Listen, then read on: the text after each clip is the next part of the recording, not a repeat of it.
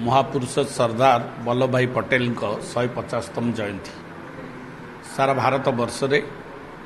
भारतर अखंडता भारतर एकता और भारतर सार्वभौमता को बजाई रखापी एवं सारा भारत वर्ष रे एक सचेतनता सृष्टि करने ये गण दौड़ एकता दौड़ खोर्धा जिला एसपी ऑफिस आगरू कार्यक्रम आरंभ होता एवं जिलार सहर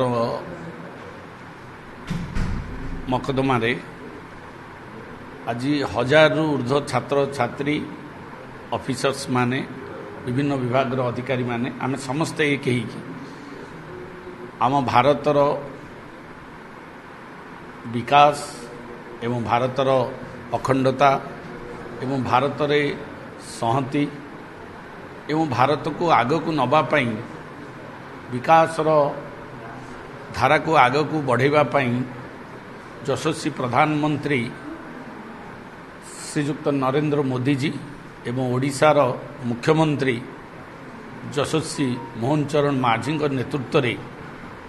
जो विकास धारा एक विकसित भारत विकसित ओडिशार जो परिकल्पना से माने देखिछंती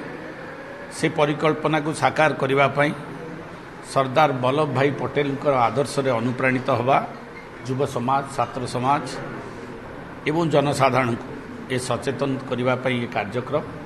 एवं एथिरे मध्य आमे समस्त को शपथ देइछु ए देशर अखंडता को देशर संहति को एवं देशर विकास को आग को नवापाई आमे समस्ते आज संकल्प नेलु निष्ठार सह आंतरिकतार सह पवित्रतार सह देश पाई जने देशभक्त हिसाब रे माँ माटीर उन्नति पाई आम जीवन को आमे उत्सर्गीकृत कर आज आमे 150th एनिवर्सरी सेलिब्रेट करूछु आमर सरदार वल्लभ भाई पटेल से आमर देशर आयरन मैन अच्छी और आमर देशर यूनिटी और इंटीग्रिटी पाई आमे सदा बेले तांकर कार्य आम तांकर उपरे उपकृत रहिबु तो से उपलक्ष्य रे आमर रन फॉर यूनिटी प्रोग्राम गोटे कंडक्ट होता आमे सबू ये प्रोग्राम रे पार्टिसिपेट करिकी बहुत बहुत खुशी।